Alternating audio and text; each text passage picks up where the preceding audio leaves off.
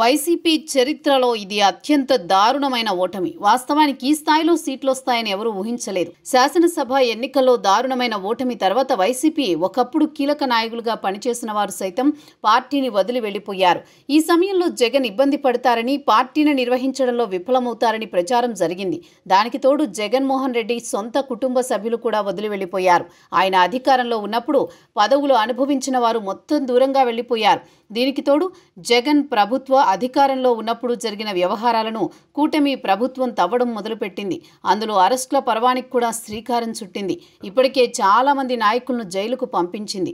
కొంతమంది నాయకులు బెయిల్ మీద బయటకు వచ్చినప్పటికీ ఇబ్బంది పడుతూనే ఉన్నారు. ఇక నాడు అడ్డగోలుగా విమర్శలు చేసిన వారు మొత్తం జైలు పాలయ్యారు. ఇక మద్యం విధానాన్ని కూటమి ప్రభుత్వం లోతుగా దర్యాప్తు చేస్తోంది.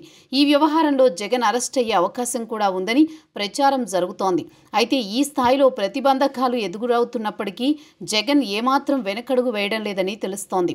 అంతేకాదు కూటమి ప్రభుత్వం చేస్తున్న తప్పులను ఆయన ధైర్యంగా ప్రశ్నిస్తున్నారని వైసీపీ నేతలు అంటున్నారు. గురువారం ఆయన ఉమ్మడి ప్రకాశం జిల్లాలోని పొదిలిలో పర్యటించారు. అక్కడ పొగాకు రైతుల సమస్యలను తెలుసుకున్నారు. ఈ సందర్భంగా అక్కడి రైతులతో మాట్లాడారు. కూటమి ప్రభుత్వం అవలంబిస్తున్న రైతు వ్యతిరేక విధానాలను ఆయన ఎండగట్టారు.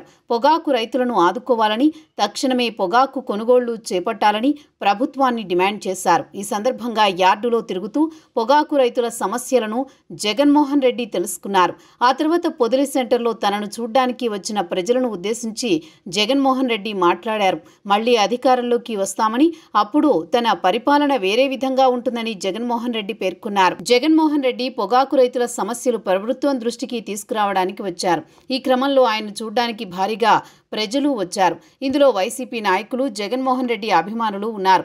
ఇటీవల కాలంలో జగన్ బయటకొస్తే చాలు ప్రజలు భారీగా వస్తున్నారు. ఆయనను చూడ్డానికి పోటీ పడుతున్నారు. పొదిలి పర్యటనలో జగన్ని చూడ్డానికి భారీగా ప్రజలు రావడం విశేషం.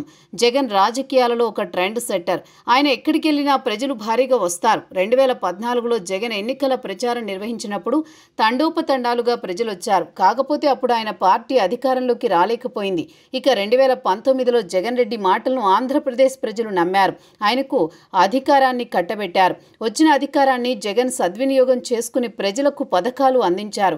ప్రజల్లోకి బలంగా వెళ్లడానికి ప్రయత్నిస్తున్నారు. ప్రజలు కూడా ఆయన మీద నమ్మకం ఉంచుతున్నారు. ఆయన ప్రజల్లోకి రాగానే ఘన స్వాగతం లభిస్తోంది. దానికి పొదిలి పర్యటన ఒక ఉదాహరణ మాత్రమే వైసీపీ నాయకులు అంటున్నారు. జగన్ చూసేందుకు వచ్చిన వారంతా స్వచ్ఛందంగా వచ్చిన వారని, వారి కోసం ఎటువంటి తాయిలాలు ఎరవేయలేదని వైసీపీ నాయకులు గుర్తు చేస్తున్నారు. అంతేకాదు పొదిలిలో జగన్ను చూసేందుకు ప్రజలు వెళుతోన్న దృశ్యాలను వీడియోలు తీసి సామాజిక మాధ్యమాల్లో పంచుకుంటున్నారు వైసీపీ నాయకులు. జగన్ ఇటీవల ఎక్కడికి వెళ్లినా భారీగా ప్రజలొస్తున్న నేపథ్యంలో కూటమి ప్రభుత్వం ఎలా తీసుకుంటుంది అనేది ఆసక్తికరంగా మారింది. అయితే ఈ విషయాన్ని తీవ్రంగా పరిగణిస్తుందా లేదా ఇదంతా మామూలే అని వదిలేస్తుందా చూడాల్సి ఉంది.